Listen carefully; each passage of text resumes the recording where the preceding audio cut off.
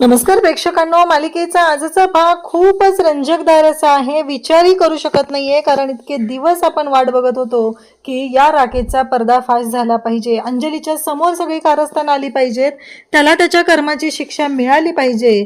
पण ऐन वेळी राकेशने जेव्हा ईश्वरीला पकडलेलं असतं, कालच्या भागात आपण पाहिलेलं होतं, तेव्हा आपल्या सगळ्यांना आता वाईट वाटत होतं की हे सगळं काय होऊन बसले, हा राकेश जाताना काय करणार आहे, काय गोंधळ घालणार आहे, असा प्रश्न आपल्या सगळ्यांना पडलेला होता. पण प्रेक्षकांनो, खूप छान आणि सुंदर असा आजचा भाग आहे. राकेशला त्याच्या कर्माची शिक्षा मिळालेली आहे. ईश्वरीने हुशारीने सगळी ताकद एकवटून राकेशला ढकललेलं आहे आणि राकेश आता पोलिसांच्या ताब्यात आहे. हे सगळं कशा पद्धतीने होणार आहे ते आपण डिटेलमध्ये पाहणार आहोत. पण अंजलीला मात्र खूप पश्चाताप होतो. अंजलीला वाईट वाटत असतं की हे सगळं काय होऊन बसले, या सगळ्याला कुठंतरी मी जबाबदार आहे. मी का विश्वास ठेवलेला नाही, अर्णव ईश्वरी मला सांगण्याचा प्रयत्न करत होते, हे सगळं काय झालेलं आहे. तेव्हा मात्र या सगळ्या गोष्टी ज्या पद्धतीने घडत असतात, तेव्हा मात्र आता अंजलीने एक निर्णय घेतलेला असतो. अंजलीने आता स्वतःला संपवण्याचा निर्णय घेतलेला आहे. स्वतःच्या हाताची नस कापून घेण्याचा तिने निर्णय घेतलेला असतो आणि ती म्हणते की मला जगायचं नाहीये, मी स्वतःला संपवून टाकणार आहे, असं म्हणत अंजली स्वतःच्या हाताची नस कापायला लागलेली आहे. खरं तर तिला वाईट वाटत आहे, या सगळ्या गोष्टी ज्या घडलेल्या आहेत त्याचं तिला वाईट वाटत आहे आणि म्हणूनच तिने तो निर्णय घेतलेला असतो. तेव्हा ईश्वरी अंजलीचा जीव वाचवते. हे सगळं कशा पद्धतीने होणार आहे ते आपण अगदी डिटेलमध्ये पाहणार आहोत. त्यासाठी प्रेक्षकांनो, व्हिडिओ शेवटपर्यंत पहा. त्याचबरोबर चॅनलवरती नवीन असाल तर चॅनलला नक्की सबस्क्राईब करा. इकडे राकेशने तो विषारी वायू सोडलेला आहे आणि तो आता घरात आलेला आहे. कारण जोपर्यंत विषारी वायू घरात होता तोपर्यंत राकेश घरात आलेला नाही आणि तो आता घरात आलेला असतो. तेव्हा मात्र राकेशच्या डोक्यात आता एकच चाललेलं असतं की नाही, काहीही झालं तरीही या सगळ्या गोष्टी ज्या आहेत ना ती मी माझ्या पद्धतीने करणार आहे, असं त्याचं चालू झालेलं असतं.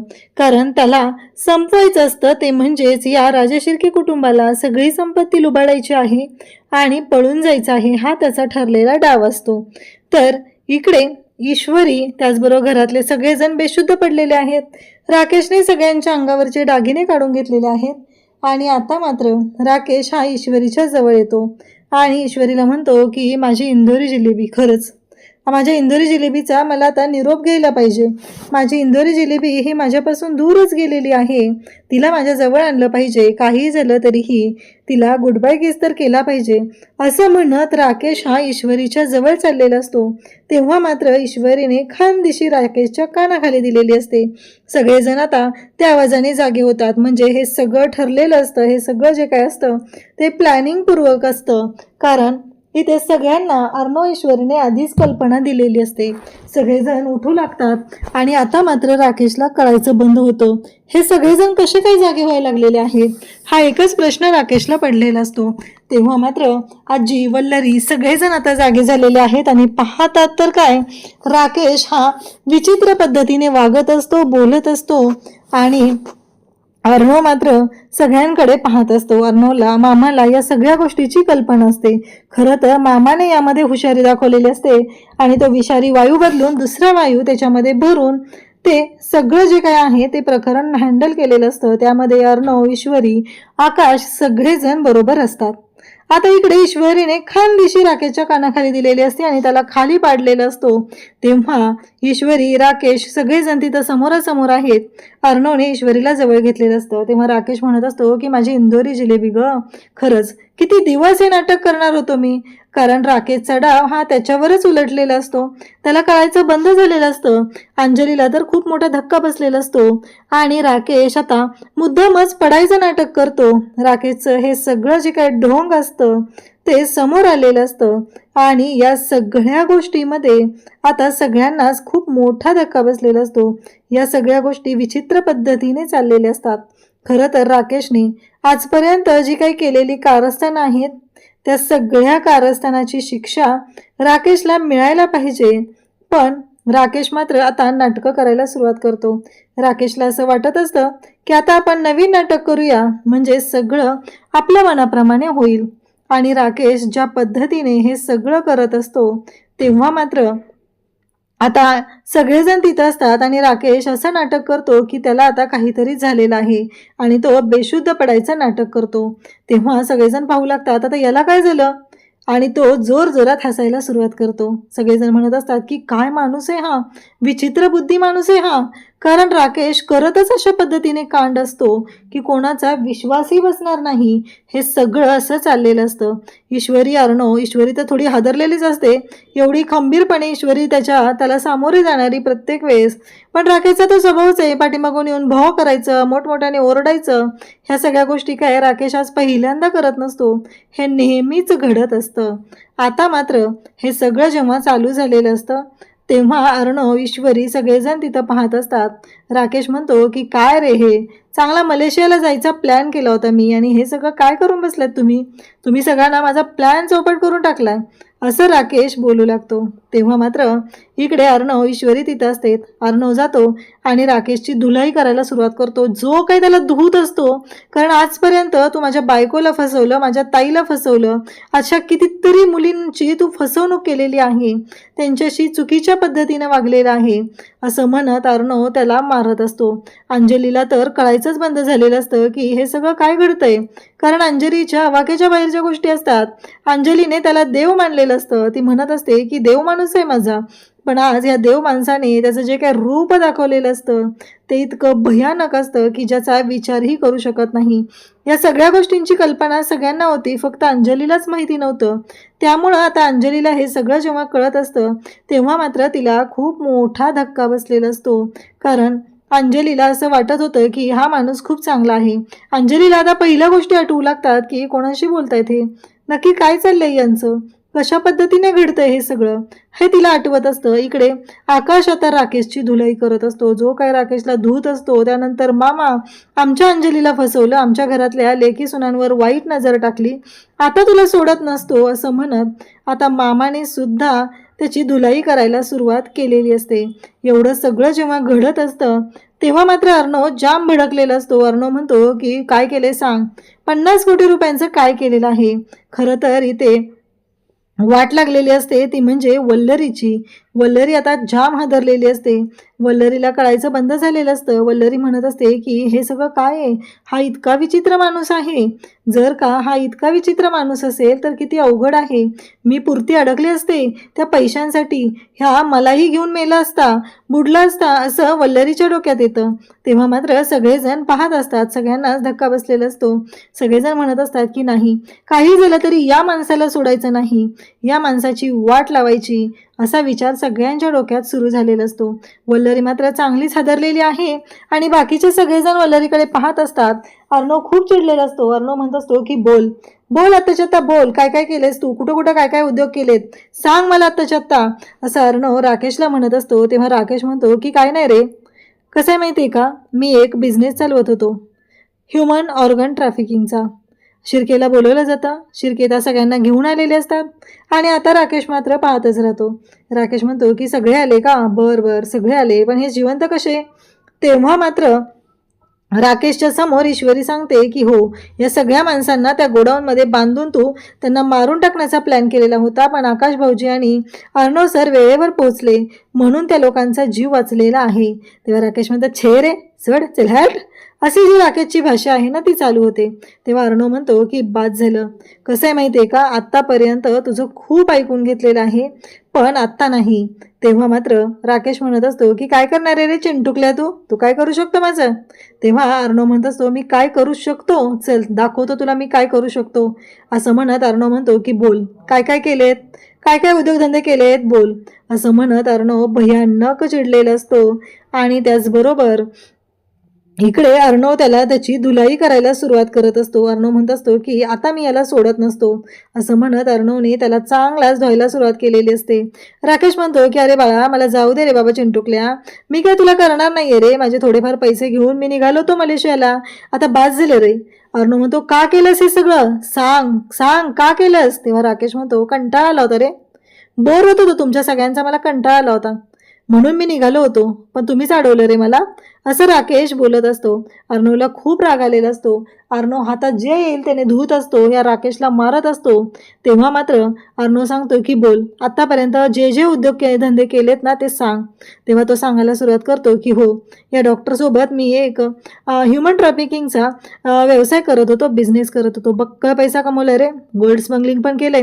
कसं आहे माहिती आहे का, माझा मेहुणा अर्णव राजे शिर्के सात्विक फॅशनचा आहे ना, त्याच्यामुळं मला कधी त्रास नाही झाला या गोष्टीचा. माझी कोणी अडवणूक नाही केलेली, मला त्रास नाही झालेला. त्यामुळं माझ्यासाठी ह्या सगळ्या गोष्टी सोप्या गेल्या, असं सुरू झालेलं असतं. तेव्हा मात्र अर्णव म्हणत असतो की बाद झालं, आत्तापर्यंत खूप गोष्टी ऐकलेल्या आहेत पण नाही. तेव्हा राकेश स्वतःच्या तोंडाने कबुली देतो. राकेश म्हणतो काय केले 50 कोटींचं सांग. तेव्हा राकेश सांगू लागतो की ते 50 कोटी ना माझ्या अकाउंटला आले पण असतील आता. कसं आहे माहिती आहे का, झालंय माझं काम, त्याच्यामुळं मला कसलाच विचार करायची गरज नाही. काहीही झालं तरीही ते पैसे घ्यायचे आणि निघायचं, एवढंच माझ्या डोक्यात आहे. त्याच्यामुळं तू विचार करू नकोस काय होणार आहे आणि गोष्टी कशा होणार आहेत त्याचा, कारण हे सगळं जे काय आहे ते माझी मी बघून घेईल, असं राकेश बोलत असतो. इकडे अंजली हे सगळं पाहत असते. तेव्हा राकेशच्या बाबतीत ईश्वरी सांगू लागते की बोल ना बावळट माणसा. ईश्वरी म्हणत असते की आत्तापर्यंत अंजलीताईंशी तू चुकीचंच वागलेला आहे, अंजलीताईंना फक्त त्रासच दिलेला आहे. आता मला कळलेलं आहे की तुला सोडलंच नाही पाहिजे, असं म्हणत ईश्वरी त्याला बोलत असते. ह्या माणसाने एवढंच नाही तर याने नाटक केलं, ते सुद्धा त्याचा अपघात झालाय असं खोटं नाटक केलं. या सगळ्या गोष्टी खोटारड्या केलेल्या आहेत, हा माणूस खोटारडा आहे, असं म्हणत ईश्वरी त्याचं बिंग सगळ्यांच्या समोर फोडत असते. सगळ्यांच्या समोर दाखवून देत असते की या माणसाने आजपर्यंत किती कारस्थानं केलेली आहेत आणि काय काय केलेलं आहे हे सगळं ती दाखवून देत असते.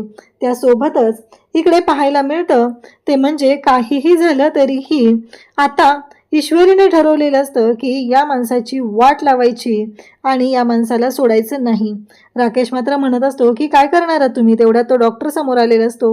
डॉक्टर सांगायला सुरुवात करतो की माझं MBBS झालं, तेव्हा मी एका हॉस्पिटलमध्ये जॉब करत होतो. तेव्हा मात्र त्या हॉस्पिटलमध्ये जॉब केल्यानंतर त्या हॉस्पिटलमध्ये हा माणूस मला तिथे भेटला. मी स्वतःहून नव्हतो गेलो, हा माणूस स्वतःहून माझ्याकडे आला होता. या माणसाने मला फसवलं. ह्याने मला सांगितलं की एक बिझनेस आहे, तो बिझनेस केला ना भरपूर पैसा मिळतोय, असं म्हणत त्याने मला नादी लावलं आणि सांगितलं की असा असा बिझनेस आहे, आपण करूया आणि त्याच्यामध्ये तुलाही भरपूर पैसा मिळेल, बक्कळ पैसा मिळेल, असं सांगितलेलं होतं.